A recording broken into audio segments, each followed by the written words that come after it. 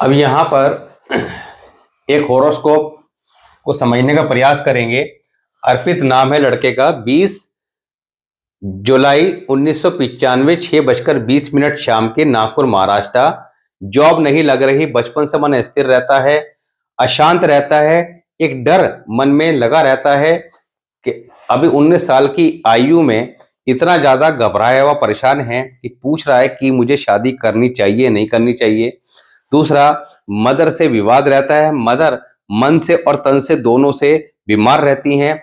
Mother के जीवन में बहुत ज्यादा चैलेंजेस हैं। फादर की लास्ट ईयर डेथ हो गई है। There are lots of challenges एक 19 साल के बच्चे के जीवन में। क्यों? इसको कुंडली से कैसे समझें? क्या पूरा जीवन ऐसे ही व्यतीत होगा? क्या ये परेशानी खत्म होंगी या कब होंगी? तो इसको बहुत इजीएस्ट वे में समझना है। अपनी कुंडली के अंदर भी इन सब रूल्स को अप्लाई करना है। जो पीछे रूल कराए हैं उन सबको कैसे अप्लाई करते, इस बात को समझना है। ये इसकी डिटेल है और ये इसकी लगन कुंडली है एंड दैट इज वर्षफल। वर्षफल यानी कि बर्थडे टू नेक्स्ट बर्थडे। 20 जुलाई 2024 में इसका जन्मदिन आया था। इसका नया साल शुरू हो गया और 20 जुलाई 2025 तक चलेगा। तो उपाय इसके अकॉर्डिंग किए जाएंगे, मगर कुछ प्रिकॉशन रेमेडी यहां भी फॉलो करनी होगी। ये आजीवन भर के और ये वर्षफल के। लगन कुंडली की बात करें तो धनु लगन की कुंडली है और सैटर्न 4th हाउस में प्लेस्ड हैं। चंद्र केतु 5th हाउस में हैं। शुक्र बुध 7th हाउस में, सूर्य 8th हाउस, मंगल 10th house, Rahu 11th house, Jupiter 12th house. यहां पर अगर हम बात करें ऐसे बच्चे के बारे में तो जॉब नहीं लग रही, जॉब या बिजनेस, बचपन से मन स्थिर रहता है। अब देखिए, बात को ध्यान से समझिएगा। जॉब नहीं लग रही तो जॉब लगने से क्या आएगा?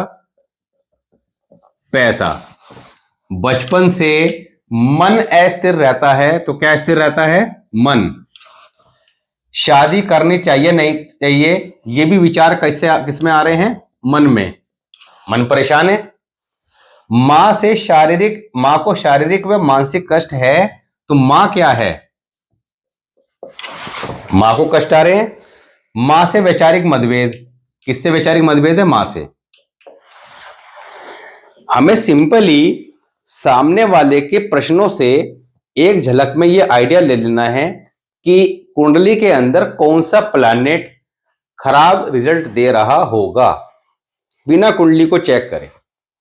अब अगर आप लगातार वीडियोस देखते हैं तो वहां पर आपको एक ही बात बार बार समझाई जाती है। क्या? कि अभी जो लास्ट वीडियो तो हमने बात करी थी साढ़े साथी के बारे में, उसमें क्या समझाया था कि शनि का गोचर जब चंद्रमा के ऊपर से होता है वो सब क्या होता है? उसको साढ़े साथी बोलते हैं। चंद्रमा के बारे में बताया था कि शनि क्या है? दुख का देवता है और चंद्रमा क्या है? खुशी का देवता। अब दोनों टकराएंगे तो जब दो जनों की लड़ाई होगी तो एक कमजोर पड़ेगा, दूसरा उस पर हावी होगा। तो कौन किस पे हावी होगा और कौन कमजोर पड़ेगा, ये कैसे तय करें? जो कुंडली में पावरफुल होगा, सिंपल सी बात है, चंद्रमा अगर पावरफुल बैठा है तो वो सामने सैटर्न को हराएगा। सैटर्न पावरफुल है तो चंद्रमा को हराएगा। तो या तो खुशी का देवता जीतेगा या दुख का जीतेगा। तो खुशी को हटा देगा, परेशानी देगा। दुख का देवता है, उसका राज चलेगा, सारे में दुख ही दुख देगा। इसी तरह चंद्रमा अगर पावरफुल बैठा है तो वो कहेगा शनि महाराज साइड में बैठ जाओ, चलेगी तो मेरी, आई एम स्ट्रॉन्ग। तो यहां पर चंद्रमा किस चीज का कारक है? हमें पता है, मन का कारक है, हैप्पीनेस का कारक है, प्रोस्पेरिटी का कारक है, लिक्विड कैश का कारक है, मां का कारक है, खुशी का कारक है। ये सारी चीजें चंद्रमा है। कुंडली में सबसे पहले पकड़ लो चंद्रमा को। अब चंद्रमा को पकड़ने के लिए क्या देखना होता है कि चंद्रमा कुंडली में कहां प्लेस्ड है, उसके साथ कोई ग्रह बैठा है या नहीं बैठा, उस पे किसी की दृष्टि आ रही है या नहीं आ रही, उसके अपने पक्का घर या नॉर्मल घर। अब चंद्रमा का तो एक ही घर है जिसका वो कारक भी और स्वामी भी है, वन मैन शो है। नॉर्मली अदर हाउसेस में क्या होता है कि इस घर का मालिक कोई और है, कारक कोई और है। मगर चंद्रमा और शनि दोनों एक ऐसे ग्रह हैं जो अपने घरों के स्वयं तो मालिक भी हैं और स्वयं ही कारक भी हैं। तो दो ये एक्सेप्शनल केस हैं। तो चंद्रमा के घर में कौन सा ग्रह आके बैठ गया? The biggest enemy of moon, Saturn. कि खुशी के देवता के घर में दुख का देवता आके बैठ गया। तो दुख का देवता शनि क्या है? काली शाही। चंद्रमा क्या है? Milk, white milk. काली शाही की एक बूंद व्हाइट मिल्क में गिरेगी तो क्या होगा? पूरा का पूरा दूध खराब हो जाएगा। बिकॉज द चंद्रमा इज वेरी वेरी कोमल ग्रह कहा गया है। चंद्रमा यहां पर आके बैठ गया 4th हाउस में, तो यहां पर ये चंद्रमा को पीड़ित करेगा। चंद्रमा किन चीजों का कारक है? पैसे का, मन का, मां का। इन सभी चीजों में जब चंद्रमा को पीड़ित करेगा तो इन सभी चीजों में परेशानी आएगी। तो जातक के जितने भी प्रश्न थे वो सारे इसी से रिलेटेड थे, सारे के सारे चंद्रमा से रिलेटेड थे। दूसरा, चंद्रमा कुंडली में बैठा है केतु के साथ। केतु के साथ जब भी चंद्रमा बैठ जाएगा तो दोनों का फल खराब हो जाएगा, चंद्रमा भी खराब और केतु भी खराब। तीसरा, अब यहां प्रेडिक्शन आप कैसे लेंगे? चंद्रमा अगर कुंडली के अंदर 1st हाउस में हो या 1 नंबर के साइन में हो, तब 1st हाउस या 1 नंबर के साइन में हो, तब आप सिंपली क्या प्रेडिक्शन देंगे कि ऐसे जातक का चेहरा या आदतें दोनों में से कोई एक चीज अपनी मदर से मैच करती होंगी। ऐसा जातक अपनी मदर के काफी क्लोज होगा, उससे अटैच होगा और मदर से किसी न किसी बात पे झगड़ा भी हो जाएगा। चंद्र केतु कुंडली में एक साथ हो तब भी ये प्रेडिक्शन देंगे। केतु क्या है? यहां पर केतु किस चीज का कारक है? केतु है सर्जरी। केतु क्या है? कट। केतु क्या है? आपका ब्रेक। केतु जब कुंडली में खराब होकर किसी प्लेनेट के साथ बैठ जाएगा तो उनके साथ ये सारी घटनाएं करा देगा। बहुत सारे लोग कहते हैं केतु मोक्ष का कार। अरे वो मोक्ष वोक्ष का एक अलग कॉन्सेप्ट है। मोक्ष को क्या करना है? फिलहाल करंट पोजीशन को तो चेक करते नहीं है। क्या मदर पड़ी अस्पताल में सर्जरी के लिए, या जहां तक मोक्ष की बात कर रहा है मुझे मोक्ष मिलेगा नहीं मिलेगा, केतु मेरा कहां बैठा? बिना सर पैर की बात करते हैं कई बार लोग बात। पता नहीं कुंडली के अंदर क्या देखना चाहते हैं, क्या भगवान बनना चाहते हैं? कुंडली बेसिकली किस लिए बनी है? अपनी प्रैक्टिकली प्रॉब्लम को समझने के लिए और चीजों को ठीक करने के लिए। जीवन में कुछ कर पाए नहीं वो मोक्ष की बात करेंगे। बहुत सारे लोग तो इरिटेट करते हैं। तो केतु एग्जैक्टली किस चीज का कारक है? सर्जरी। खराब होकर बैठ गया। चंद्रमा क्या है? मदर। केतु साथ में बैठा है, मदर की सर्जरी कराएगा निश्चित तौर पर। दूसरा, चंद्रमा क्या है? 5th house of education. तो एजुकेशन में कोई ना कोई ब्रेक भी करा देता है। कब करा देता है? 16 से 21 वर्ष की आयु के बीच में। 1 नंबर के राशि के अंदर बैठा हुआ है केतु, तो जातक के सर पर 1 नंबर की राशि क्या है? हमारा फेस। तो माथे पर, चेहरे पर कोई ना कोई चोट या कट का निशान दे देगा, बिकॉज केतु इज द कारक ऑफ कट। तो यहां पर चंद्र केतु कुंडली के अंदर एक चंद्र ग्रहण बनाते हैं। जब चंद्र ग्रहण कुंडली में बनता है तो कुंडली के अंदर बृहस्पति भी वीक हो जाता है, सूर्य भी वीक हो जाता है। इन सब की जो पावर है वो काफी हद तक रिड्यूस हो जाती है, चाहे कितने अच्छे क्यों ना बैठे। जातक के जीवन में ग्रोथ कब आती है? 45 वर्ष की आयु के बाद इस ग्रहण का इफेक्ट कम होना स्टार्ट हो जाता है, और जैसे जैसे ग्रहण हटना शुरू होता है वैसे वैसे जातक के जीवन में चंद्रमा अपनी चमक बिखेरना शुरू करता है। बट अब 19 साल के बच्चे को कहते हैं कि 45 वर्ष की आयु तक शांत होकर घर बैठ जाओ, कुछ नहीं होने वाला, वो बेचारा वैसे डिप्रेशन में है और डिप्रेशन में आ जाएगा वीडियो देख के। ऐसा नहीं है। चीजों को ठीक करने के लिए सिंपल सिंपल रेमेडीज एडवाइस की गई है। रेमेडीज के कॉन्सेप्ट को समझना है और परफॉर्म करना है। दूसरा, यहां पर शुक्र बुध बैठे हैं 7th हाउस में, तो जातक का भाग्य उदय शादी के बाद अवश्य होगा। तो शादी तो आपको अवश्य करनी चाहिए, हालांकि थोड़ा सा चैलेंजेस रहते हैं, मगर वो रेमेडी से इजीली मैनेज हो जाएंगे, इसलिए बहुत ज्यादा चिंता परेशानी की आवश्यकता नहीं है। जातक का भाग्य उदय भी कब होगा? सूर्य और बृहस्पति भी आपस में मिल रहे हैं। सूर्य 8th house aspecting 12th house Jupiter. तो जातक का भाग्य उदय कब होगा?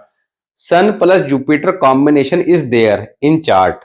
हमें यह पता होना चाहिए कितने कॉम्बिनेशन बन रहे हैं। नॉर्मली हम क्या देखते हैं, अगर एट ए ग्लांस देखेंगे, शुक्र और बुध का कॉम्बिनेशन है, चंद्र और केतु का 2 कॉम्बिनेशन इज देयर, बट ऐसा नहीं है। कितने कॉम्बिनेशन है आपको बताते हैं। शुक्र बुध और सूर्य का, because the Mercury is the friend of sun. तो शुक्र एनिमी है मगर मरकरी फ्रेंड है, ये दोनों कूद के यहां आ जाएंगे। यू में कंसीडर सूर्य बुध शुक्र कॉम्बिनेशन इन 8th हाउस। अब आप इसको कैसे समझेंगे? क्योंकि जब ये कॉम्बिनेशन अपने इफेक्ट देता है, जिनकी आयु 40-50 हो चुकी, वो इस बात को समझ जाएंगे इस तरह के कॉम्बिनेशन कब इफेक्ट देते हैं। ये जरूरी नहीं है कि 7th और 8th में हो, ये कहीं भी होते हैं। अगर साथ लगते हुए होते हैं तो आप ये मान के चलिए। दूसरा, शनि और केतु आपस में फ्रेंड है, तो शनि यहां पर शिफ्ट हो जाएगा। तो यू में consider Saturn plus moon combination, Saturn plus Ketu combination, Saturn moon और केतु कॉम्बिनेशन। तो 3 कॉम्बिनेशन के फलों को हमने स्टडी करना है और उसके अकॉर्डिंग प्रिकॉशन को फॉलो करना है। सूर्य और बृहस्पति का कॉम्बिनेशन 12th हाउस में बन रहा है, इसको भी समझना है। It's create a rajyoga in chart. तो केवल राजयोग को भी समझना है, मगर ये राजयोग जो बन रहा है सूर्य और बृहस्पति का, that is excellent, because the Surya 8th house is very powerful, बहुत अच्छा होता है, and the Jupiter 12th house is also very excellent position of Jupiter. मगर दूसरा रूल क्या है? राहु 11th हाउस होने पर जुपिटर को थोड़ा वीक करता है। तीसरा, आपको बताया कि चंद्र ग्रहण कुंडली में बन गया, तो यहां पर चंद्र ग्रहण बनने पर सूर्य और बृहस्पति भी ऑटोमेटिक कमजोर हो गए। तो 45 वर्ष की आयु के बाद जातक के जीवन में ग्रोथ आती है। तो हमें करना क्या है, दैट इज इंपॉर्टेंट। अब लगन कुंडली, तो बच्चा जब पैदा हुआ, लेके पैदा हो गया, तो क्या हम इसके जीवन की परेशानियों को ठीक कर सकते हैं, या 45 वर्ष की आयु आने तक का वेट करें, उसके बाद जीवन में ग्रोथ आएगी? इस कुंडली का एक बहुत बड़ा प्लस पॉइंट भी है। प्लस पॉइंट क्या है? Jupiter placed in 12 number house with 8 number sign. इसका मतलब क्या हुआ कि ऐसे जातक पर ईश्वर का विशेष आशीर्वाद हमेशा रहता है। ऐसे जातक पर जब कभी भी जीवन में किसी प्रकार की भी मुसीबत आती है, तो ईश्वर इनको उस मुसीबत से निकालकर ले जाते हैं। इसका एहसास इसको जीवन में पहले कभी हुआ भी होगा और आगे भी होता रहेगा। तो हमें अपनी कुंडली के जो प्लस फैक्टर हैं उनको कैसे ज्यादा स्ट्रॉन्ग करना है, क्योंकि चंद्र केतु जब कुंडली में एक साथ मिलते हैं, तो अभी आपको बताया कि सूर्य और बृहस्पति वीक हो जाते हैं। इनको जितना पावरफुल करेंगे उतना कुंडली के अंदर जो परेशानियां हैं वो रिमूव होती चली जाएंगी। सूर्य और बृहस्पति आपस में जब मिलते हैं तो एक राजयोग बनाते हैं, मगर राजयोग ये अपना फल कब देता है? After the birth of male child. तो यहां पर बिकॉज आपको एक फॉर्मूला पहले बताया था कि सूर्य और बृहस्पति is equal to make moon.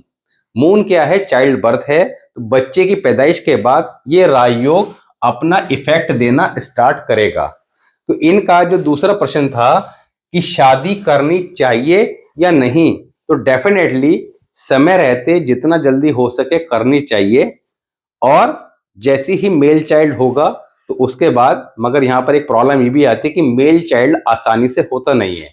तो जब शादी आएगी, मेल चाइल्ड कैसे हम प्राप्त कर सकते हैं, वो भी सर्वगुण संपन्न पुत्र, उसके भी बहुत सारे फॉर्मूले हैं, कैलकुलेशन हैं। तो at the time of marriage उसको लड़का लड़की दोनों का चार्ट देखकर तब इजीली आप एडवाइस कर सकते हैं कि आप इस तरीके से इस मंथ में इन डेट्स में आप बच्चे के लिए प्रयास करेंगे तो definitely you will get male child. तो यहां पर करना क्या है, दैट इज इंपॉर्टेंट। लगन कुंडली को मजबूत करने के लिए ऐसे जातक को गले में रेशमी पीला धागा या गोल्ड चैन, तो अभी फाइनेंशियल स्थिति ठीक नहीं है तो 2-3 रुपए का रेशमी पीला धागा आता है, वो बृहस्पतिवार के दिन गले में धारण कीजिएगा। माथे पर, दोनों कानों पर, गले पर, नाभि पर, फिर हाथ धोकर जीभा पर इस विधि से हल्दी या केसर का तिलक लगाएं। डेली 5 से 10 मिनट का मेडिटेशन अवश्य करें। आंख बंद करके ध्यान लगाकर ईश्वर को याद करना, ये इनको काफी ज्यादा शुभ परिणाम देगा। एक ब्रास मेटल का हिरण अपने घर की स्टैंडिंग पोजीशन में अवश्य रखें। दूसरा, रात के समय दूध का सेवन ना करें। काले रंग के कपड़े अवॉइड करें because Saturn placed in 4th house. ये कॉम्बिनेशन में कुंडली बन रहा है सूर्य शुक्र बुध का कॉम्बिनेशन। तो यहां पर इस कॉम्बिनेशन की नेगेटिविटी को अभी से रिमूव करने का प्रयास करेंगे ताकि आने वाले समय में जो मैरिड लाइफ में चैलेंजेस दिखाई दें उनको कम किया जा सके। एक शुद्ध चांदी का छल्ला सोमवार के दिन सीधे हाथ के अंगूठे में धारण करें। चंद्र केतु के कॉम्बिनेशन में केतु वीक हो जाता है तो एक गोल्ड की वायर अपने लेफ्ट ईयर में बृहस्पतिवार के दिन पहन लें। तो ये कार्य तो सदैव के लिए फॉलो करने ही करने हैं। बात करते हैं मेन रेमेडीज की। वर्ष फल की बात करें तो वर्ष फल में राहु 6th हाउस में आया हुआ है। 6th हाउस का राहु के क्या रूल बताया था कि 6th हाउस का राहु अपने आप में काफी ज्यादा अच्छे रिजल्ट देता है, मगर इसके नेगेटिव रिजल्ट क्या आते हैं कि जुपिटर को कुंडली में वीक कर देता है। ये कहीं बैठा हो, ये कितना ही अच्छा दिखाई क्यों ना दे रहा हो, जुपिटर कुंडली में देखना होगा कि क्या अच्छी पोजीशन में है या वो और पहले से ही खराब पोजीशन में है। तो जुपिटर 7th हाउस में आया हुआ है वर्षफल में। 7th हाउस का जुपिटर को नॉर्मली खराब माना गया है जब तक कि उसे किसी उसके मित्र ग्रह का सपोर्ट ना मिल रहा हो। तो इसको कोई सपोर्ट यहाँ पर मिल रहा नहीं है। साथ ही जुपिटर राहु ने इसको वीक कर दिया तो यहाँ पर जुपिटर कुंडली में खराब हो गया। जुपिटर क्या है, हमारे मान सम्मान, हमारी किस्मत, भाग्य का कारक, घर के बुजुर्ग, ये भी जुपिटर है। सैटर्न 9th हाउस में प्लेस्ड है। 9th हाउस का सैटर्न शुभ परिणाम देता है मगर जुपिटर कुंडली में अच्छा होना चाहिए। जुपिटर अगर वीक है तो सैटर्न भी यहाँ पर शुभ परिणाम नहीं देगा। करना क्या है, इनको 400 ग्राम चने की दाल 4 दिन लगातार बृहस्पतिवार से शुरू करके जल प्रवाह करनी है। बिफोर सनसेट एनी टाइम आप कर सकते हैं। हर महीने में एक बार ऐसा अवश्य करें। दूसरा, यहां पर राहु सन को भी डिस्टर्ब कर रहा है, खराब कर रहा है, और सन भी कहां बैठा है, जुपिटर के हाउस में। तो जुपिटर क्योंकि ऑलरेडी वीक है तो सन भी यहां पर वीक पोजीशन में है। क्या करना है, तांबे के लोटे में गेहूं भरकर थोड़ा गुड़ रखकर मंदिर में दे रविवार के दिन, वंस इन ए मंथ। अगर तांबे का लोटा नहीं खरीद सकते तो गेहूं और गुड़, 1 किलो गेहूं और थोड़ा सा गुड़ हर रविवार मंदिर देते रहें। तीसरा, डेली गंगा जल के छींटे अपने ऊपर डालने हैं सुबह के समय, और साबुत हरी मूंग रात को पानी में भिगोकर नेक्स्ट डे पक्षियों को डालनी है, घर के बाहर कहीं भी डालें। तो ये उपाय। साथ ही सोमवार के सोमवार आधा लीटर दूध का पैकेट मंदिर में रख कर आए बिफोर सनसेट एनी टाइम। ये वर्ष फल के उपाय हैं, ये आपको इमीडिएट करने हैं। दूसरा, ये उपाय 20 जुलाई 2025 तक करने हैं। जो ये वाले उपाय बताए हैं इनका पालन आजीवन करना है। आप एक बात को लेकर निश्चित हो जाइए कि जीवन में आप अच्छा खासा धन अर्जित करेंगे, प्राप्त करेंगे, इसमें किसी प्रकार का संदेह नहीं है। थोड़ा सा धैर्य बनाए रखने की जरूरत है।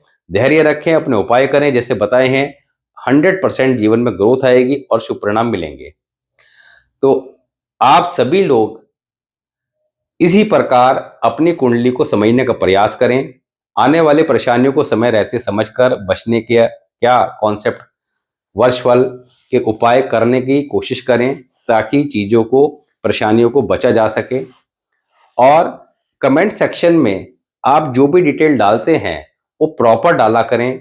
Name, date of birth, birth time, birth place, साथ ही आपके स्पेसिफिक क्वेश्चन, जिससे कि प्रॉपर तरीके से डाली हुई डिटेल को लिया जा सके।